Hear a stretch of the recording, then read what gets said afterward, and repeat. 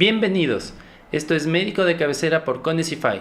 Soy Andrés Peralta. Soy Gadi Torres y en este programa hablaremos sobre tips para mejorar la relación entre el médico y el paciente en la consulta. Este tema es importantísimo para que cuando una persona acuda a la consulta salga con la mayor información posible sobre cualquier duda que tenga con respecto a temas de la salud. Es importante que aproveches al máximo el tiempo de la consulta para salir informado, para salir con una solución a tus problemas y que realmente haya un proceso satisfactorio tanto para ti como para el médico. Exactamente. Como profesional médico, nosotros tenemos que buscar la mejor manera, la mejor herramienta para que la persona pueda comprender de una manera clara y objetiva cuál es la situación con la que él está tratando de buscar una solución.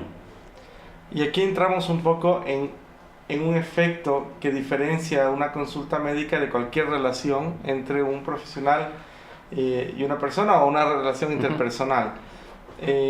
Aquí hay un concepto que es muy válido y que sucede en todas las consultas, ¿no? Que es la simetría de información, que no es más que los dos actores, tanto el paciente como el médico, tienen diferentes niveles de información. Obviamente el médico está mucho más enterado de la parte médica y el paciente llega con muchas dudas. Por lo tanto, esa simetría puede causar problemas si es que no es resuelta a tiempo y esa resolución tiene que ser planteada tanto por el médico cuanto por un paciente, ¿no? Y vamos a explicar cómo se resuelve esa asimetría de información. Entonces, en resumen, entran con diferentes niveles de conocimiento. Un profesional que maneja mucha más información médica y un paciente que tiene más dudas que certezas. Pero eso no solo ocurre en el médico y el paciente. Por ejemplo, puede ocurrir otro tipo de servicios. Un mecánico, por ejemplo, que te quiere arreglar tu vehículo y te dice, no sé... Es muy común cuando uno va a la mecánica y cuando no tiene tal vez de pronto los conocimientos elementales sobre cuál podría ser el problema del vehículo, o tal vez de pronto en conceptos generales cómo funciona determinada parte del auto. El mecánico muchas de las veces nos aborda con demasiada información técnica.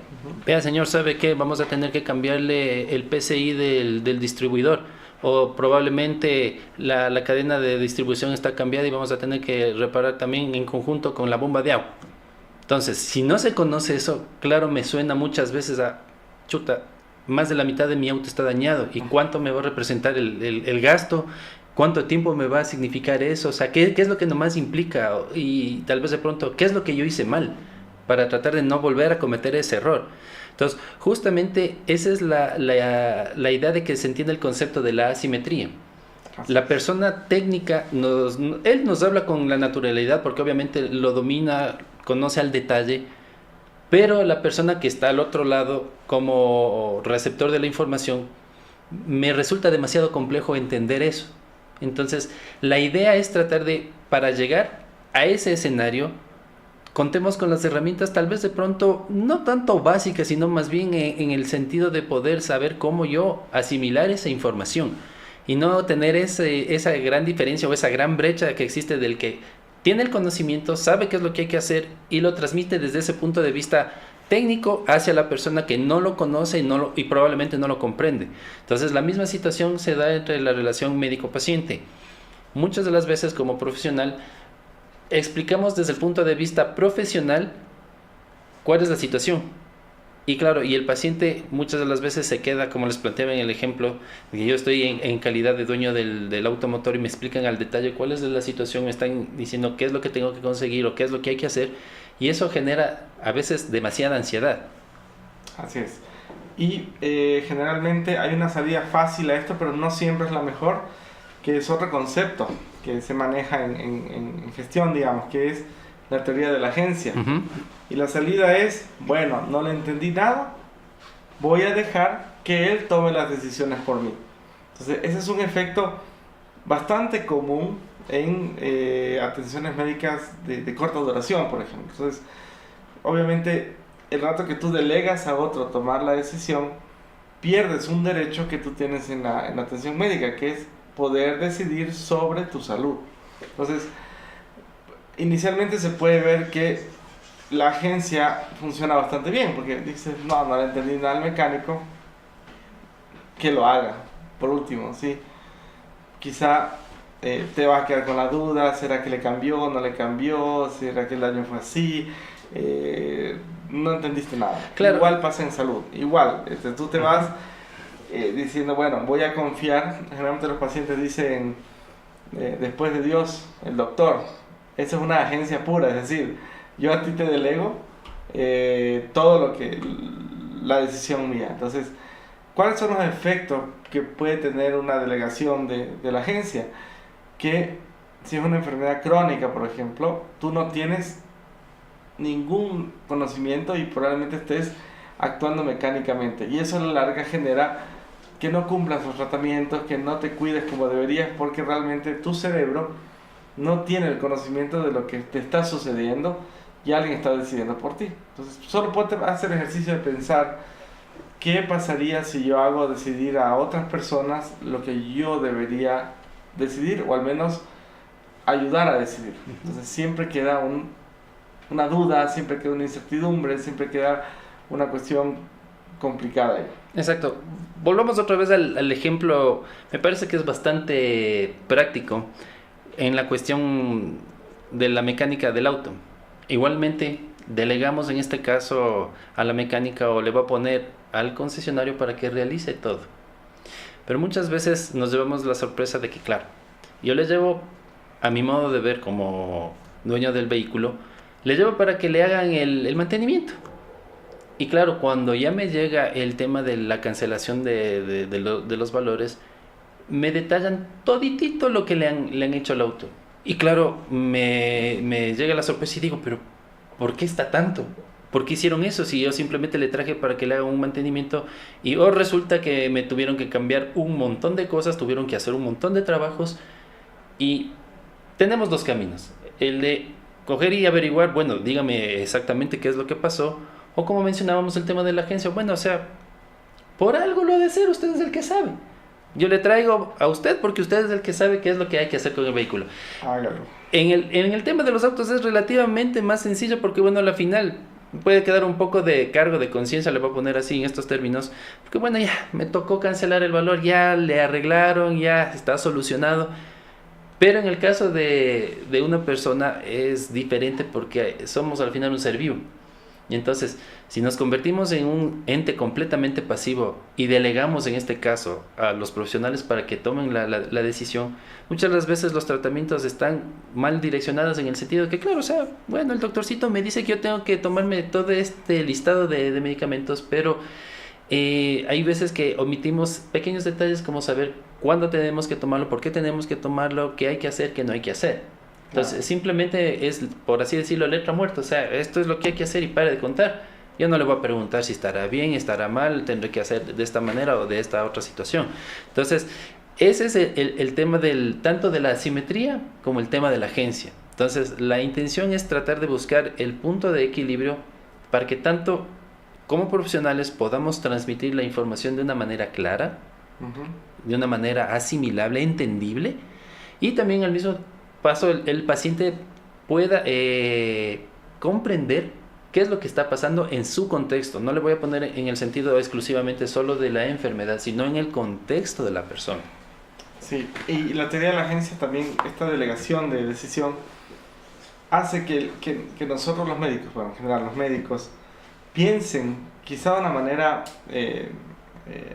artificial, de que el paciente está claro en todo. Porque el paciente dice, sí, claro, está bien, yo quiero, sí, está bien. Entonces el médico se confía de que realmente el paciente está entendiendo todo, y no es cierto. Entonces pueden ocurrir errores, por ejemplo, tomar mal la medicación, tomar mal una dosis, administrarse la medicación por una vía que no es. Ya ha pasado, hemos tenido casos cuando hacemos revisiones de calidad, por ejemplo, hemos tenido casos como pacientes que se toman por la boca los óvulos vaginales. Sí. Entonces, ha pasado. Sí. Entonces eso no va a pasar nunca, pero es real, ha pasado. Otra cuestión importante es cuando hay medicamentos autoadministrados que son, yo que sé, subcutáneos en el caso del dolor, ¿sí? Si tú no explicas muy bien la dosis, si tú no estás claro, pero por último le tomas un examen al paciente si es que realmente lo está haciendo bien, puedes tener problemas y pueden ser problemas muy graves. Entonces, esta cuestión de la relación médico-paciente compete tanto al médico como al paciente. Exacto. Genera riesgos tanto al médico como al paciente, y eso es algo que sí es prevenible, que sí se puede evitar, y es algo de lo que vamos a hablar aquí, cómo sucede un poco la cuestión. Entonces, bueno, vamos a imaginar una consulta médica. ¿Okay? En una consulta médica tenemos dos actores principales, ¿no? Que es el médico y el paciente. Están sentados uno al frente del otro, uno le gana al otro, como quiera que estructuren físicamente su consultorio, ¿sí? Y entre ellos hay una información que va y viene, que va y viene, que va y viene, ¿ok? Entonces, y los dos elementos de información, que es la agencia y la asimetría, están activamente presentes. Exacto. Y un paciente, para empezar, nunca llega y te dice: hola, yo tengo influenza, necesito tratamiento. Generalmente los pacientes llegan con síntomas, con problemas que el médico tiene que descifrar. Tampoco es bueno que el médico te diga: usted lo que tiene es porfiria, por lo tanto tómese la pastilla blanca y listo. No funciona así. Realmente, para que una consulta sea efectiva, estamos hablando de efectividad, es decir, realmente que una consulta cumpla su objetivo, y esto significa que el paciente se cure o resuelva su problema lo más rápido posible, y eso genere menos costos para todos, ¿sí? Mientras más rápido le resuelves el problema de salud y utilizando menos recursos, eso cuesta menos para un sistema de salud, para un paciente, si es que gasta en su bolsillo, etcétera, etcétera, etcétera. Entonces, también hay otros elementos en la consulta que inciden en esta relación. Por ejemplo, un escritorio en la mitad, una computadora, yo que sé, un estudiante que está con el médico, la privacidad del consultorio, el familiar que va contigo, que a veces es más nervioso que el propio paciente, la enfermera que abre y cierra la puerta, abre y cierra la puerta. Entonces, hay un montón de cosas físicas que generan barreras. Entonces, el primer consejo aquí es: tú, en una consulta médica, tienes que sentirte cómodo. Cómodo. Y eso involucra no solo la comodidad de estar sentado en algo, digamos, ergonómico, tú sabes más de eso que yo, sino que un lugar que sea cálido, un lugar que sea privado, es decir, porque te va a examinar y tú no quieres que nadie te esté viendo, que abran las ventanas y que abran la puerta y que entren a cada rato. Entonces, todo eso afecta totalmente y de manera negativa la relación médico-paciente. ¿Cómo se resuelve esto? Porque si tú tienes un ventanal que da a la calle en el consultorio, ¿no? Entonces, ¿cómo es la solución? ¿Sí? Claro. Entonces, a veces son soluciones tan lógicas como pongo una cortina, ¿no? Claro. O sea, pero el paciente tiene un rol activo, es decir, el paciente tiene que decir: no me siento cómodo que estén entrando, no me siento cómodo que me estén viendo, no me siento cómodo. El rato que el paciente plantea eso, el médico o el servicio, ¿sí?, tendrá que tomarlo en cuenta. Pero si los pacientes no lo dicen, ¿qué pasa ahí? Exactamente. Estamos hablando ahorita del escenario, estamos hablando de la obra en la que actúan los protagonistas principales, médico-paciente. Entonces, cada uno tiene un papel específico. Entonces, hagamos el ejercicio como cuando en las películas le presentan y de pronto congelan la imagen y describen: doctor Andrés Peralta, especializado en X, y ponen características de la personalidad. Entra el paciente, señor Juanito, le va a poner el nombre. Él viene también, tiene tantos años y tiene este sinnúmero de problemas. Entonces, ¿qué es lo que hay que considerar? La actitud del paciente, muchas de las veces ante una situación desconocida, se va a poner temeroso. Son pacientes introvertidos que realmente les cuesta expresarse o transmitir cuál es su malestar, cuál es su problema, su inquietud. Literalmente se convierte en una tarea de monosílabos, por así decirlo, no proyectan realmente cuál es su situación, y entonces eso también dificulta la interacción de la relación médico-paciente al tener probablemente herramientas con las cuales no se pueda transmitir. Ese es un escenario. El paciente que es totalmente introvertido, que es muy tímido, le resulta difícil interactuar, no encuentra tal vez de pronto las palabras porque son diferentes situaciones. Mencionabas el escenario, si es un escenario completamente frío, en donde existe el tema, por ejemplo, del escritorio que lo mencionaste, genera más barrera, más distancia, en donde obviamente la postura del médico está por encima del paciente y no está al mismo nivel, entonces va a serlo un poco más complejo. Un escenario. El otro escenario es, en cambio, el paciente que viene con un montón de información, con un montón de dudas, de preguntas, inquietudes, dudas, porque no solo lo hizo por cuenta propia, leyó en el internet, en el programa anterior hablamos sobre la información, cómo obtener y manejarla. Entonces viene con toda esa avalancha de conocimientos que no están bien orientados y que comienzan a interrumpirle al profesional cuando comienza a tratar de buscar cuál es el motivo que le trajo a la consulta. Probablemente porque la persona leyó que a lo mejor el síntoma está reflejando y comienza, pero doctor, ¿no será que tengo yo este problema? Pero doctor, sí se dio cuenta que también esto me puede estar haciendo pensar que tengo este problema. Entonces también ese es el otro punto. La persona que viene con demasiada información y que puede interrumpir, realmente la búsqueda de cuál es el problema. Entonces eso también es importantísimo. Tenemos el otro escenario de la persona que en cambio viene con demasiada información, que hace difícil el poder llegar al punto que él realmente quiere aclarar. Como se conoce el concepto de zafar el ovillo, pero realmente es tan grande que muchas de las veces resulta súper complejo.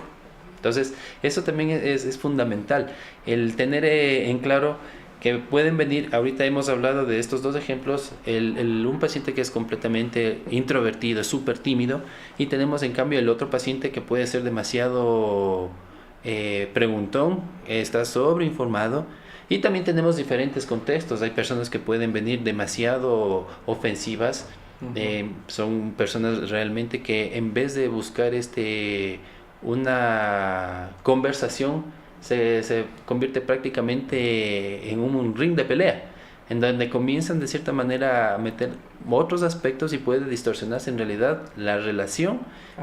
Y eso es lo que tal vez nosotros queremos, que ustedes tengan tips para que puedan llegar exactamente a preguntar al profesional cuál es el problema. Y desde el punto de vista del médico, nosotros tenemos las competencias para manejar todos los escenarios. Y la principal estrategia que utilizamos es organizar el tiempo de consulta. Sí, organizamos el tiempo de consulta para poder nosotros, cualquier tipo de paciente que sea, poder resolver en el tiempo adecuado. Y generalmente no buscamos resolver el problema, pero por lo menos ya tener algo muy claro y muy conciso como para empezar a resolver ese problema. Entonces, la primera cuestión es, bueno, pero esto es un poco, obviamente no depende del paciente, depende mucho del médico, cómo nosotros organizamos el tiempo de la consulta, cómo nosotros llevamos de la mano al paciente en los tiempos de consulta. También cómo nosotros enfrentamos o atendemos a los diferentes tipos de pacientes. Hay técnicas para sacar información, hay técnicas para, cuando la gente llega con mucha información, para un poco tranquilizar y organizar esa información. Hay técnicas de resolución de conflictos para pacientes que pueden resultar hostiles o agresivos. Entonces hay un montón de técnicas que se utilizan como profesionales. Pero eso probablemente, es un capítulo aparte, digamos. Vamos a tratar de hablar de los zapatos del paciente. Entonces, cuando tú llegas a un consultorio, hay ciertas cosas de calidad que debes observar. Por ejemplo, ya hablamos de la comodidad, del aspecto físico. Obviamente no busca que sea un consultorio lujoso, digamos. Tiene que ser un consultorio que cumpla ciertos estándares de confort, de pudor, de privacidad, de confidencialidad, etcétera, etcétera, etcétera. Entonces, llegas a la consulta y hay como pasos mínimos que tú deberías esperar en una consulta médica. Entonces, el primer paso, como cualquier encuentro entre dos seres humanos que van a conversar, es el saludo. ¿Sí? Aunque tú no lo quieras, el saludo a veces se omite. Y tú entras a una relación personal, interpersonal, sin saludo. Entonces eso ya va alejando a los dos actores y realmente es difícil hacer el clic, ¿sí? Yo le digo hacer el clic cuando realmente tú ya ganas la confianza de tu paciente y el paciente confía en ti y ya empieza a tener una relación muy, muy profesional y muy, muy fructífera. La segunda parte es, el médico debe presentarse. Exacto.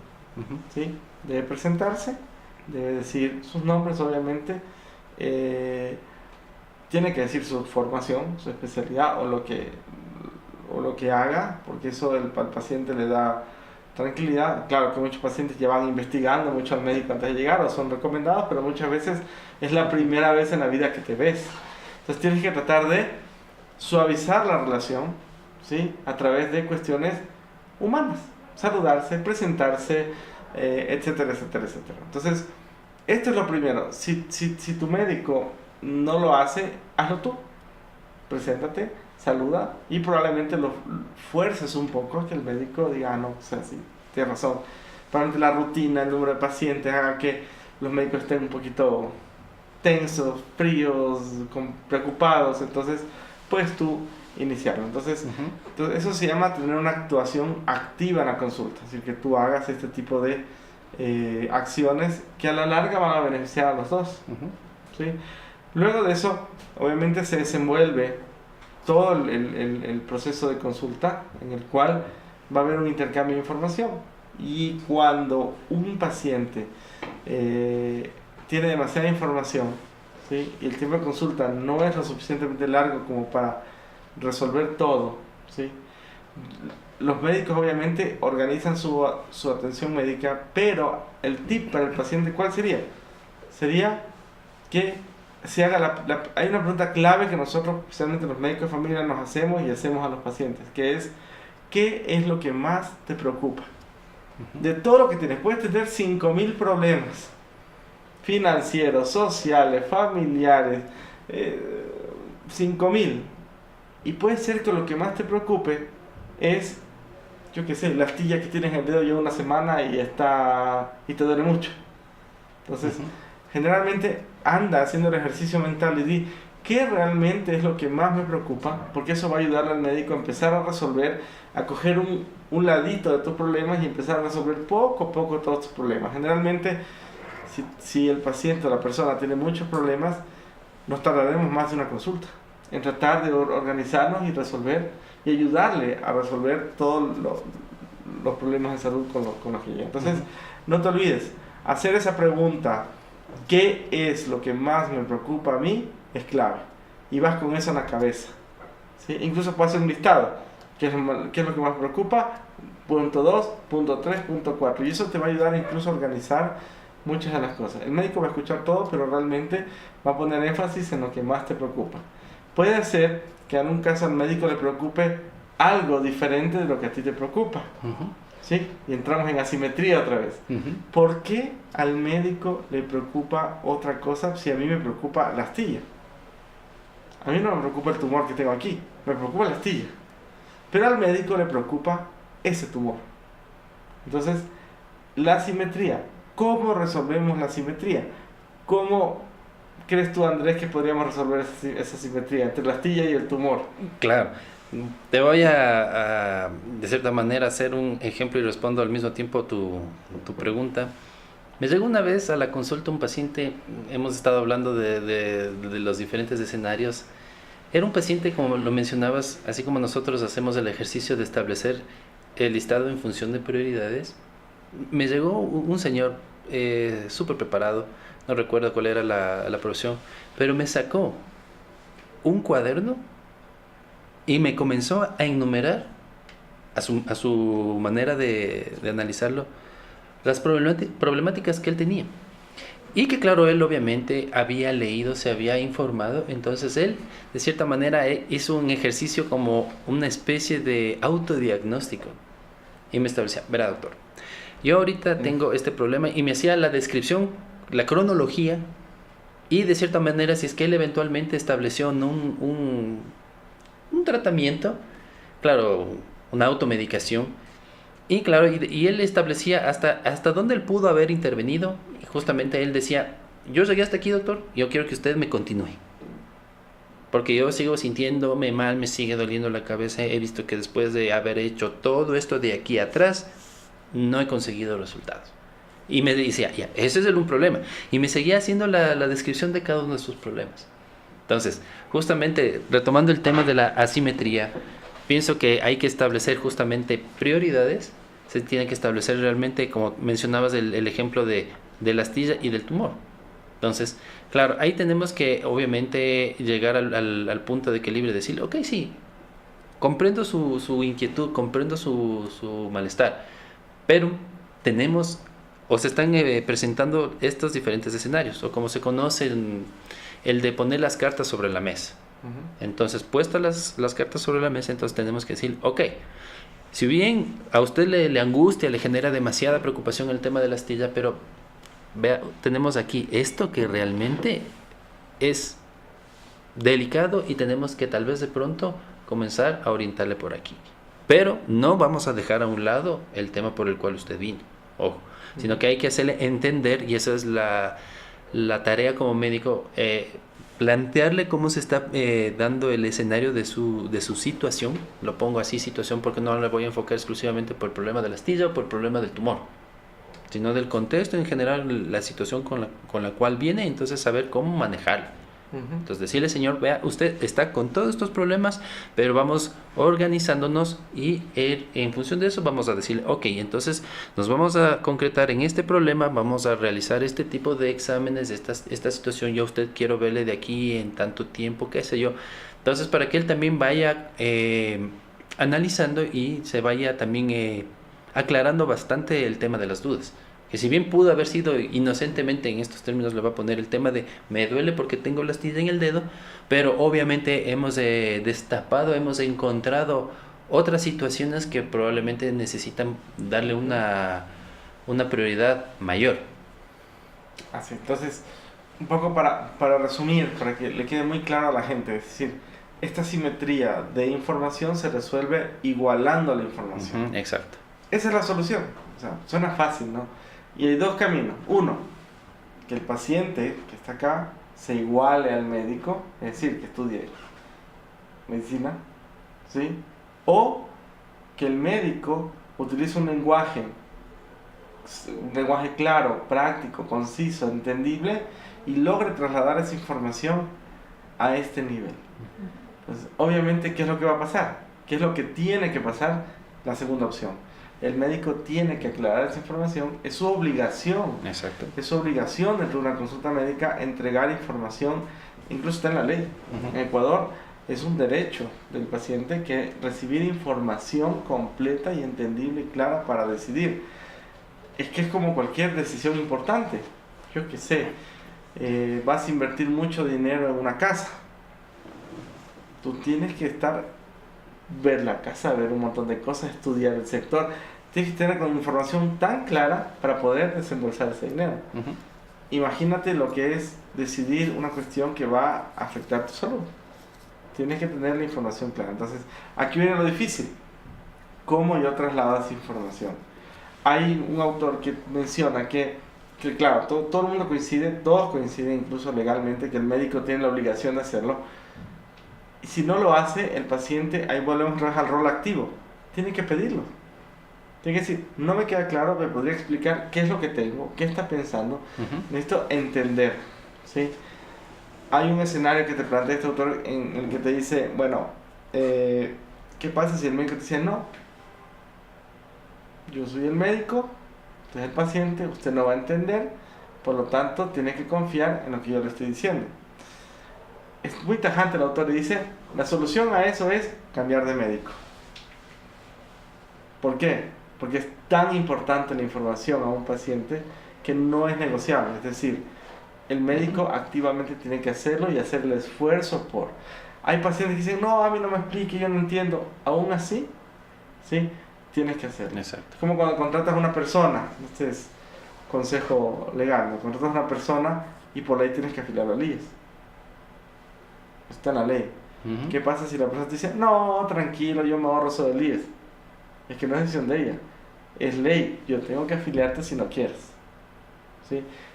Y digo eso porque aquí tenemos la autoridad, entonces hay que andar muy rectos, pero el asunto es que tienes que hacerlo, así la persona no tiene que buscar el camino para hacerle entender ciertas cosas de la atención, Claro. para que la persona pueda decidir. Entonces, no hay opción aquí. La asimetría tiene que resolverse con información. El rato que el paciente entiende, ¿sí? Cuando sale a la consulta ya no va a decir, me estoy tomando una pastilla blanca para alguna cosa que me dijo el médico. Y a decir, me estoy tomando un medicamento que va a regular cierta cosa en mi cuerpo y eso va a hacer que el problema que yo tengo causado por esto se vaya a resolver. Entonces, cuando yo manejo esa información, cuando me tomo la pastilla, hasta mi cerebro me dice, ok, estás tomando esa pastilla que va a hacer esto, que va a hacer. Entonces le das la importancia a la medicación o a la cuestión, al tratamiento, digamos. Le das importancia y lo vas a cumplir y vas a participar activamente. Entonces, yo recalco mucho el rol activo de un paciente. Tú tienes que ir a una consulta preparado. Vamos resumiendo. 1. Saber cuáles son tus problemas, cuál es el que más te preocupa. 2. Pedir al médico que te dé una información clara en caso de que no te la dé, pues generalmente te la va a dar. Y si no la entiendes, repreguntas y tendrá que tratar de explicarla de otra manera, o hay ciertas veces que la patología es muy compleja y explicas una parte y puedes enviarle al paciente por correo electrónico un artículo para que lo lea, un artículo para pacientes, como vimos en el programa anterior, un artículo extraído del internet hecho para pacientes, y en la siguiente consulta, después de leer el artículo, discute sobre dudas que aún queden sobre eso. Entonces, es tan importante esto que mientras no esté claro el paciente, probablemente tienes que seguir haciendo el esfuerzo por aclarar esa información. Exacto. Claro que hay consultas muy sencillas que la explicación es muy rápida, se resuelve en una sola consulta, pero asimismo hay consultas de por vida. Hay consultas que duran años. Por ejemplo, la hipertensión, diabetes, enfermedades crónicas, cuestiones complejas como los trastornos alimentarios, anorexia, bulimia, por ejemplo, que se basan en entregar una información tan clara, porque ahí tienes que armar un equipo y es un reto realmente para el médico. Entonces, rol activo, priorizar tus problemas, exigir, en el caso de que sea necesario, una información adecuada para tomar decisiones. ¿sí? Y exigir un espacio de toma de decisión. ¿Qué significa esto? Si el médico dice, tienes que tomarte este medicamento y el paciente dice, no quisiera iniciar con eso porque los efectos adversos que me has explicado no me gustan mucho, quisiera esperar, esa decisión informada tiene que ser respetada. Claro, vámonos por ejemplo con la situación en donde viene la persona, va a ponerle tan inofensivamente con un dolor de cabeza que, de esa manera, ejemplo, tiene 2 meses de evolución. Entonces, después de todo lo que hemos hablado, todos los tips que acabas de mencionar, llegamos al punto en donde se llega al primer punto crítico en donde se le dice al paciente, ¿sabe qué? Usted ahorita está con una condición delicada y tiene que ser operado ya. Porque ahorita se puede complicar, ahorita ya hemos visto que se están presentando más frecuentes los dolores de cabeza, probablemente hay algo adicional, entonces ya la decisión se tiene que tomar de manera rápida. Entonces ahí justamente es el punto crítico en donde de cierta manera lo que la persona tiene que tener claro es justamente qué tan bueno es el tema del tratamiento que me están planteando y qué pasa si es que yo no lo hago. Pero obviamente para poder llegar a ese punto tengo que estar bien informado. Entonces, como profesionales nosotros tenemos que darles toda la situación que se ha venido presentando, cuál es el diagnóstico entendible y cuáles pueden ser los diferentes escenarios de tomar la decisión de me tengo que operar. Obviamente se derivará con el especialista indicado. ¿Y qué puede pasar si yo no lo hago? Entonces, obviamente ese es el concepto de valga la redundancia, del consentimiento informado. No solamente se entiende, muchas veces algunos pacientes ya tienen la experiencia de haber sido intervenida no una sino varias veces por diferentes problemas.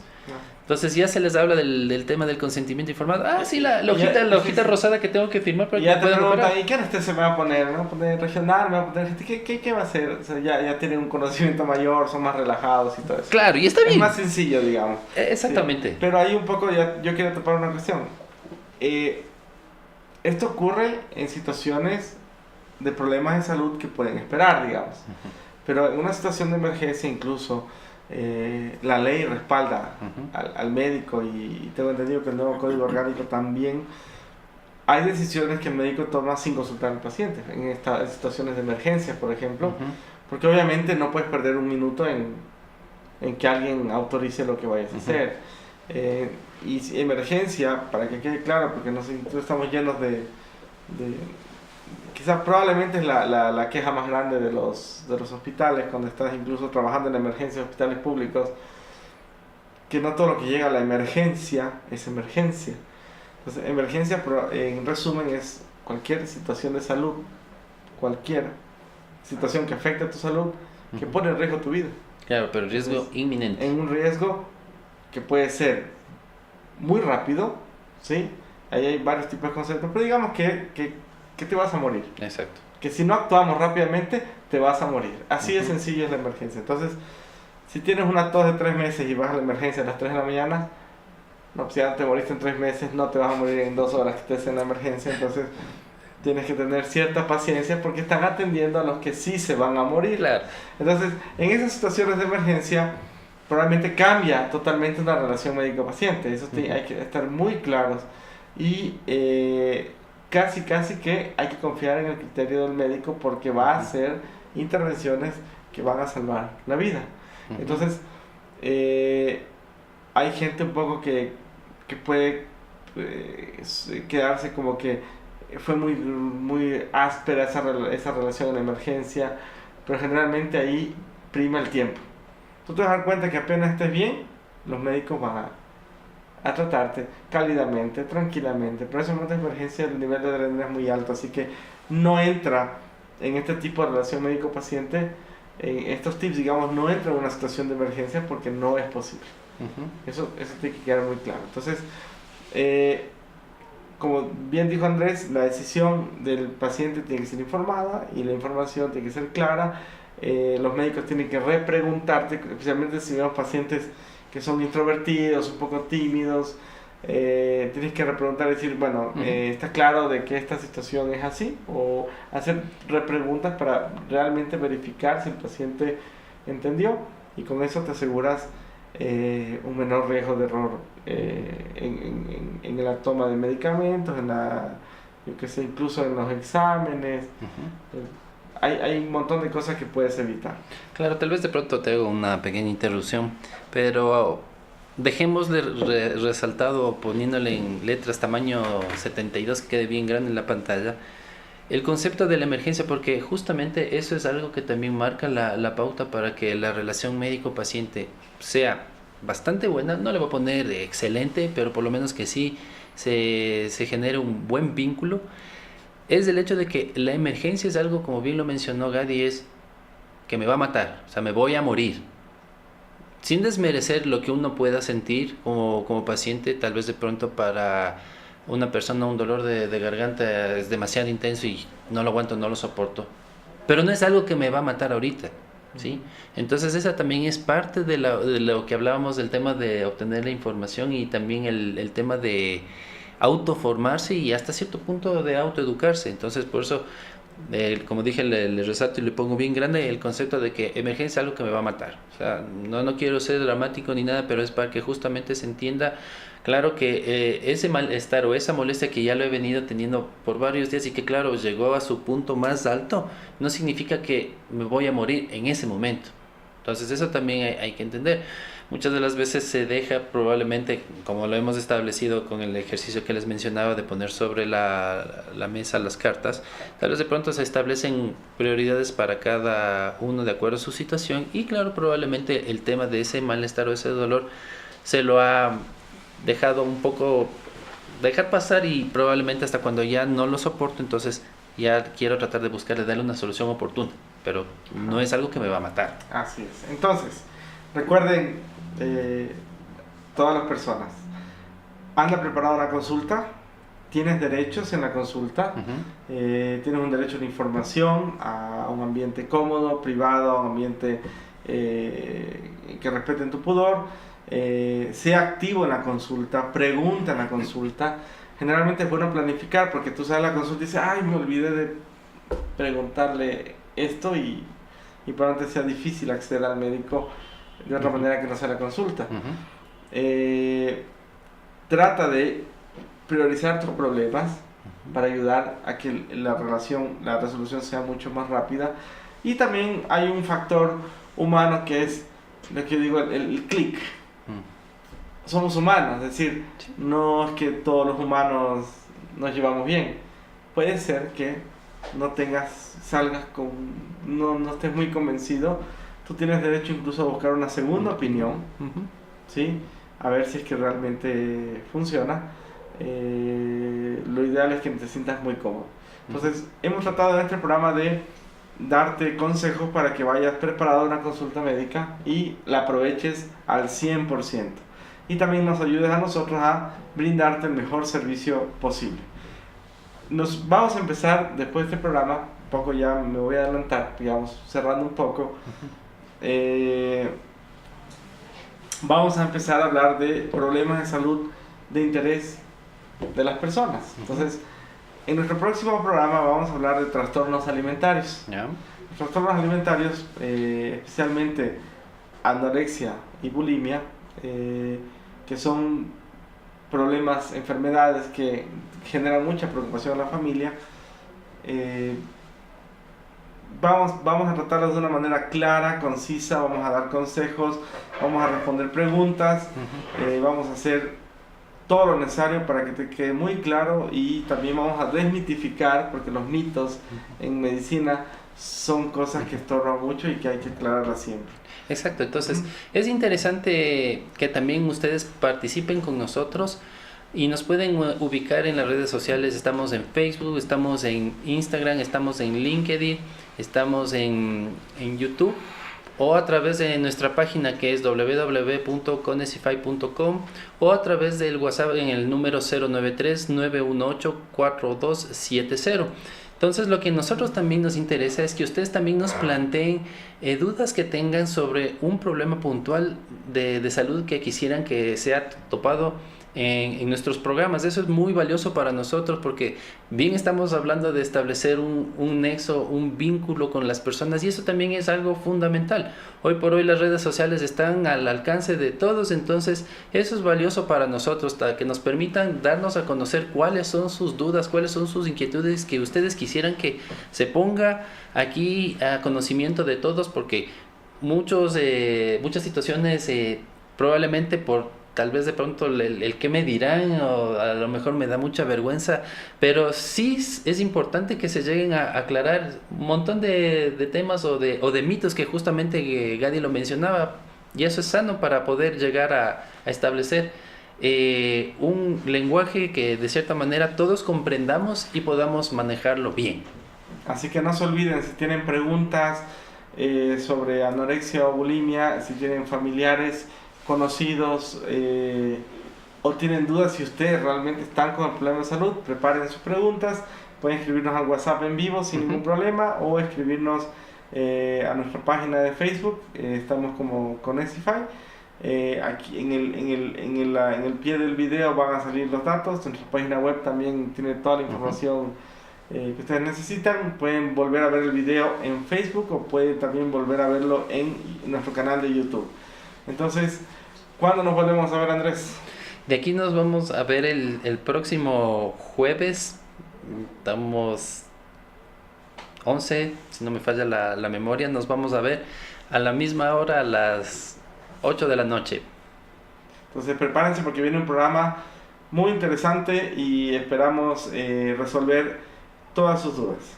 Me despido, yo soy Gadi Torres. Soy Andrés Peralta y esto es Médico de Cabecera por Conesify.